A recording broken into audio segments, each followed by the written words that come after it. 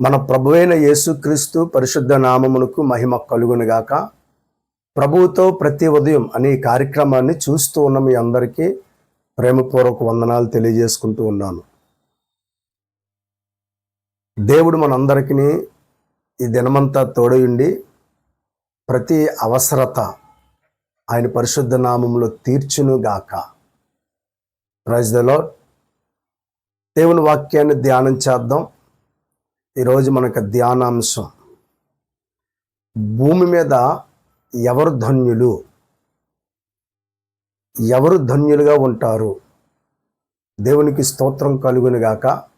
అవును, ఈ ఉదయకాల సమయంలో ధన్యత అనగా కొన్ని మూల భాషలో మనం చూసుకున్నట్లయితే ధన్యత అనగా సంతోషముగా ఉండువారని, దేవుని కటాక్షాన్ని పొందుకునేవారు అనే అర్థం ఇస్తూ ఉంది ధన్యత అనగా.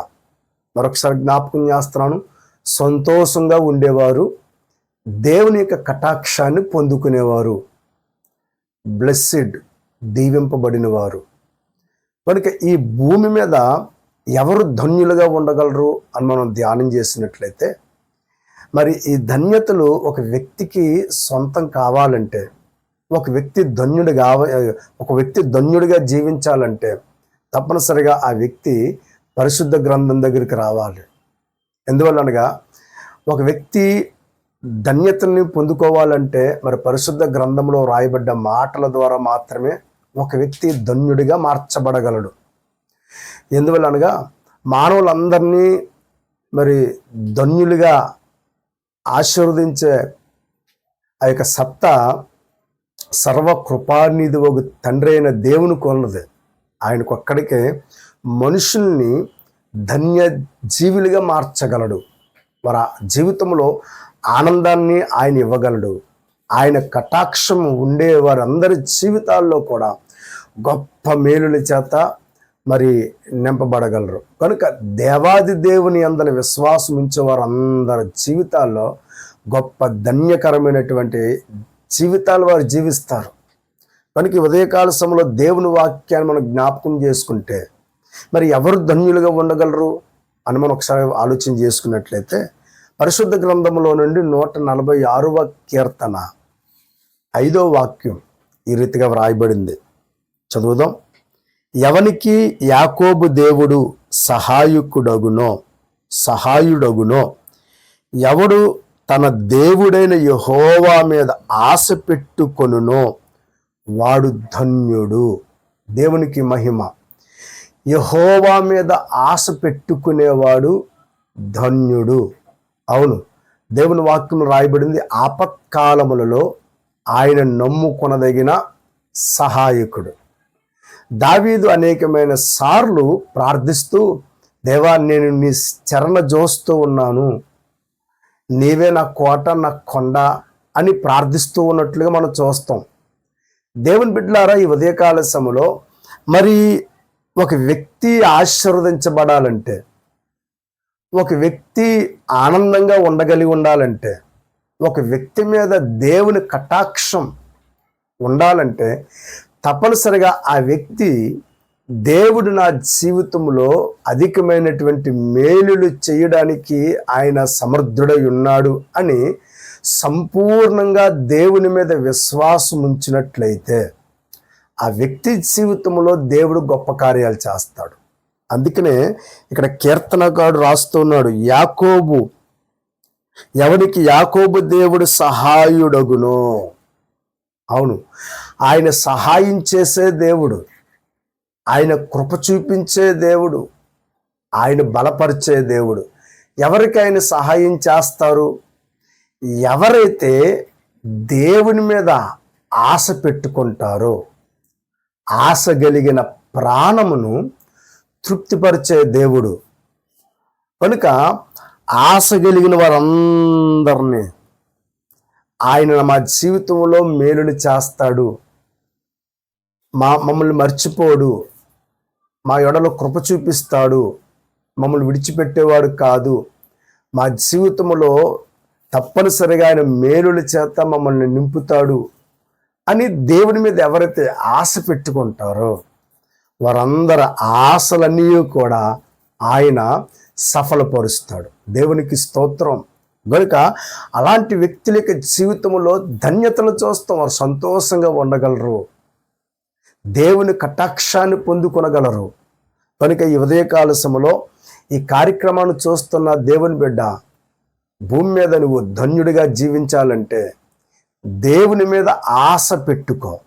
వాక్యం రాయబడింది, రాజులను నమ్ముట కంటే యెహోవాను ఆశ్రయించుట మేలు అని. ఏమండి, అలాగే మనుషులు నమ్ముట కంటే యెహోవాని ఆశ్రయించుట మేలు అని రాయబడింది కదా.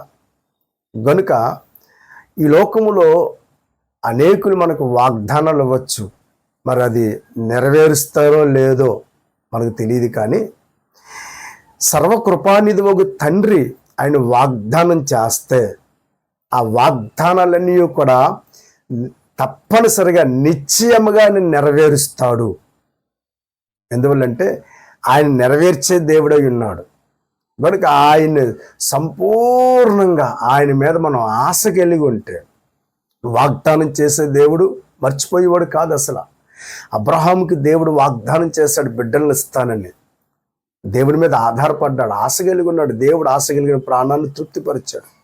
ఇశ్రాయేలీయులు ఐగుప్తు చెరలో 430 సంవత్సరాలు నలిగిపోతూ ఉన్నప్పుడు వారు ప్రార్థన చేసినప్పుడు దేవుడు ముందుగానే అబ్రహాముతో మాట్లాడినట్టుగా వెండి బంగారముల చేత తన ప్రజలను బయటికి విడిపించాడు.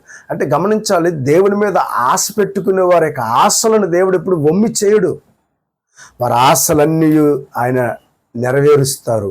వారి జీవితంలో ఎంతో సంతోషాన్ని, ఆనందాన్ని అనుభవించినట్లుగా దేవుడు వారికి సహాయం చేస్తాడు. అందుకే యెహోవా మీద ఆశ పెట్టుకునేవాడు ధన్యుడవుతాడు.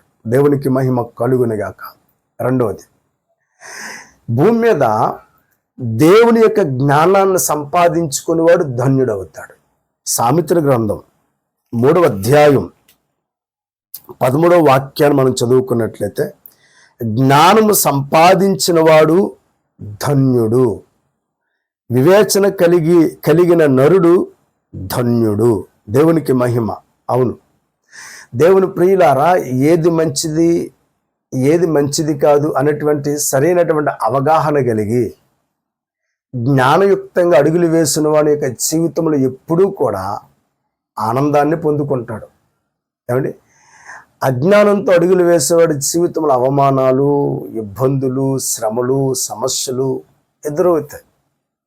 కనుక దేవుని ప్రియులారా, ఒక వ్యక్తి మన జీవితంలో, ఒక వ్యాపార వ్యక్తి, అన్నీ మీకు ఫ్రీ ఫ్రీ ఫ్రీ ఫ్రీ అని ఇవ్వచ్చు. ఇవన్నీ మనకి ఫ్రీయే కదా అని గుడ్డిగా నమ్మడానికి లేదు. కింద చిన్న అక్షరాలతో షరతులు వర్తిస్తాయి అని రాస్తాడు, చిన్న అక్షరాలు. దేవుని ప్రియులారా, జ్ఞానం కలిగిన వాడు ఈ ఫ్రీ కంటే కింద ఆ వచనం చూస్తాడు, ఆ పదాలు చూస్తాడు. షరతులు వర్తిస్తాయంటే ఏంటి షరతులు? కనుక జ్ఞానం కలిగిన ప్రతి వ్యక్తి కూడా లోతుగా అధ్యయనం చేస్తాడు, ప్రతిదీ పరిశీలన చేస్తాడు. ఇది చెయ్యదగినదా, ఈ మార్గంలో మనం నడవదగినదా, ఈ పని లేకపోతే మనం చేయించిన ఈ పని అంతయు కూడా కరెక్టేనా, ఇవన్నీ కూడా జ్ఞానం కలిగి వ్యవహరిస్తాడు. కనుక అలా జ్ఞానం కలిగిన వాడు ధన్యుడిగా ఉంటాడు. ఎందువల్లంటే వాడి జీవితం ఎప్పుడూ కూడా ఇబ్బందుల వలయాలలో చిక్కుకోలేడు కదా. కనుక మరొకసారి చెప్తున్నాను, ధన్యులు అనగా సంతోషంగా ఉండువారు. కనుక జ్ఞానం కలిగి అడుగులు వేసేవాడు ఎప్పుడు కూడా ఎలా ఉంటాడంటే సంతోషంగా ఉంటాడు.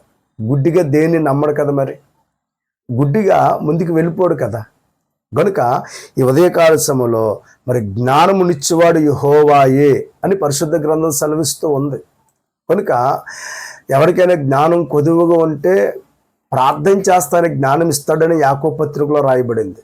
కనుక దేవుని జ్ఞానాన్ని పొందుకునేవారు ధన్యుడిగా ఉంటారు. కింద రాయబడింది, వివేచన కలిగిన నరుడు ధన్యుడు. వివేచన మన జీవితంలో ప్రతిదీ ఆలోచన, ప్రతిదీ కూడా ఇది కరెక్టా కాదా అని ఆలోచిస్తూ ముందుకి అడుగు వేసేవాడి జీవితాల్లో గొప్ప సఫలత, గొప్ప విజయాన్ని చూస్తూ ఉన్నట్లుగా దేవుని వాక్యంలో మనకు కనపడుతుంది. కనుక ఈ ఉదయకాల సమయంలో ఈ భూమి మీద యెహోవా మీద ఆశ పెట్టుకునేవాడు ధన్యుడిగా ఉంటాడు, జ్ఞానమును సంపాదించుకునేవాడు ధన్యుడిగా ఉంటాడు. మూడవదిగా 28వ సామెతల గ్రంథం 28వ అధ్యాయం మనం జ్ఞాపకం చేసుకున్నట్లయితే అక్కడ చూడండి 14వ వాక్యం, నిత్యము భయము కలిగి ప్రవర్తించువాడు ధన్యుడు, హృదయమును కఠినపరుచుకున్నవాడు కీడులో పడును.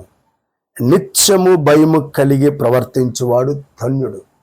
అవును, ఈ ఉదయకాల సమయంలో దేవుని ప్రియులారా, మానవునికి జీవితంలో దైవ భయం ఉండాలి.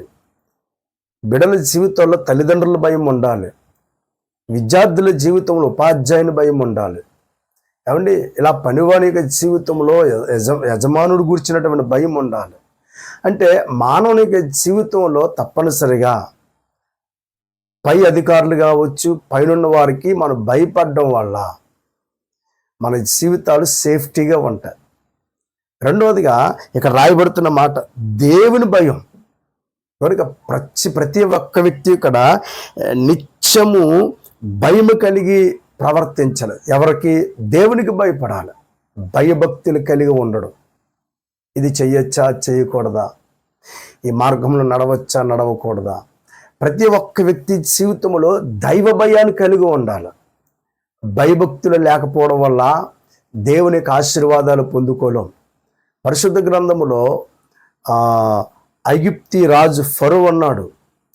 ఫరో తన హృదయాన్ని కఠినపరుచుకున్నాడు గనుక ఎర్ర సముద్రములో తన యొక్క సైన్యం అంతయు కూడా నాశనమైపోయినట్లుగా చూస్తున్నాం. కనుక ఏమాత్రము కూడా దేవుని భయం లేనివాడుగా ఉన్నాడు. కనుక ఈ ఉదయకాల సమయంలో దేవుని బిడ్డలారా, ఈ వాక్యాలు వింటున్న మన ఆధ్యాత్మికమైనటువంటి జీవితంలో దేవునికి భయపడే వారంగా మనం ఉండాలి. అందుకనే నిత్యము భయము కలిగి ప్రవర్తించువాడు, అమ్మో దేవుడు ఉన్నాడు, దేవుడు చూస్తున్నాడు, ఈ పనులు మంచి అన్నట్టుగా దినదినము కూడా మనం భయపడుతూ ముందుకు వెళ్తూ ఉన్నప్పుడు సంతోషం, సమాధానం మన జీవితంలో మనం చూస్తాం. ఆదాముల యొక్క జీవితంలో వారు ఎప్పుడైతే అపవాద ఫలాన్ని చూపించారో వారు దేవుని మర్చిపోయారు. తినకూడదని ప్రభు చెప్పిన మాటను వారు లెక్క చేయకుండా ఫలంత వరకు దేవుని మాట విని దేవునికి లోబడినంత వరకు కూడా ఎంతో హ్యాపీగా ఉన్నారు. ఎప్పుడైతే మరి దేవుని మాటని అతిక్రమించారో, దేవుడు ఉన్నాడు, దేవుడు చూస్తున్నాడు అన్న విషయాన్ని ఎప్పుడైతే అతిక్రమించారో వారి జీవితంలో భయంకరమైనటువంటి శ్రమలు వచ్చినట్లుగా దేవుని వాక్యంలో చూస్తున్నాం. హెబ్రీలకు రాసినటువంటి పత్రిక 4వ అధ్యాయం 1వ వాక్యం మనం ఒకసారి చదువుకున్నట్లయితే చక్కగా ఒక అద్భుతమైన మాట రాయబడింది. అదేంటంటే, ఆయన యొక్క విశ్రాంతిలో ప్రవేశించదమను వాగ్దానము ఇంకా నిలిచి ఉండగా మీలో ఎవడైనను ఒకవేళ ఆ వాగ్దానము పొందకుండా తప్పిపోవునేమో అని భయము కలిగి ఉందము. దేవుడు మనందరికీ వాగ్దానాలు ఇచ్చారు. వాగ్దానాలన్నీ కూడా మన జీవితంలో నెరవేరబడినట్లుగా ఎవరికి భయపడాలంటే దేవునికి భయపడి మనం ముందుకు సాగిపోవాలి. కనుక అక్కడ రాయబడుతున్నటువంటి మాటలు ఒకసారి జ్ఞాపకం చేసుకున్నట్లయితే, కనుక వాగ్దానము పొందకుండా తప్పిపోకున్నట్లుగా దేవుని పిల్లలంగా మనం ఏం చేయాలంటే భయం కలిగి ప్రవర్తించాలి. అప్పుడు మన ఆధ్యాత్మికమైనటువంటి జీవితంలో సంతోషదాయకంగా మనం నడిపించబడతాం. కనుక నిత్యము భయము కలిగి ప్రవర్తించేవాడు ఏమండి ధన్యుడు. బిడ్డలు తల్లిదండ్రులకు భయపడాలి. కనుక ఈ ఉదయకాల సమయంలో ప్రతి ఒక్క విశ్వాసి తండ్రి అయిన దేవునికి భయపడాలి, ఆయనకు లోబడాలి. అప్పుడు మన ఆధ్యాత్మికమైనటువంటి జీవితంలో మనకు కావలసినవన్నీ కూడా దేవుడు మనకు అనుగ్రహిస్తాడు. ఈ లోకంలో భయం లేక భయంకరమైనటువంటి అలవాట్లకు లోనైపోయి భయంకరమైనటువంటి శ్రమల వలయాలలో చిక్కుకొని జీవితాన్ని పాడు చేసుకునే వాళ్ళు అనేకులు మనం చూస్తున్నాం. గల కారణం ఎవరి భయం లేకుండా ఉన్నారు కనుక. దేవుని భయం ఉండదు, మనుషుల భయం ఉండదు, నాయకుల భయం ఉండదు, అధికారుల భయం ఉండదు. కనుక దేవుని వాక్యం మనకు బోధిస్తూ ఉన్నదేనంటే భయభక్తులు కలిగి ఉండాలి. దేవునికి స్తోత్రం కలుగును గాక. కనుక దేవునికి వ్యతిరేకమైనటువంటి విషయాల్లో మనం సాగిపోకుండా దైవ భయం కలిగి దేవునికి అనుకూలకరమైనటువంటి మార్గంలో మనం నడిపించబడుతున్నప్పుడు మన జీవితాలు ఎప్పుడూ మేలుకరంగా ఉంటాయి. దేవునికి స్తోత్రం కలుగును గాక. కనుక ఈ ఉదయకాల సమయంలో యెహోవా మీద ఆశ పెట్టుకునేవాడు ధన్యుడవుతాడు, జ్ఞానమును సంపాదించుకునేవాడు ధన్యుడవుతాడు, నిత్యము భయము కలిగి ప్రవర్తించేవాడు ధన్యుడవుతాడు. 4వది మనం ధ్యానం చేసుకున్నట్లయితే ధర్మశాస్త్రమును అనుసరించేవాడు ధన్యుడవుతాడు. కనుక ఈ ఉదయకాల సమయంలో ఆ గొప్ప ధన్యత మన జీవితంలో దేవుని ద్వారా మనం పొందుకున్నట్లుగా ఈ భూమి మీద మనం ధన్యులుగా జీవించినట్లుగా దేవుని మాటకు లోబడదాం. అట్టి కృప ప్రభు మనకు అనుగ్రహించును గాక. ఆమేన్. చిన్న ప్రార్థన. కృప కలిగిన దేవ, ఎందరైతే ఈ యొక్క మాటలు విన్నారో వారి జీవితాల్లో అయ్యా గొప్ప ధన్యులుగా వారు మార్చబడినట్లుగా వారు నిన్ను పోలి నడుచుకునే కృప ప్రతి ఒక్కరికి అనుగ్రహించండి. యేసు నామమున అడుగుచున్నాను తండ్రి. ఆమెన్. God bless you.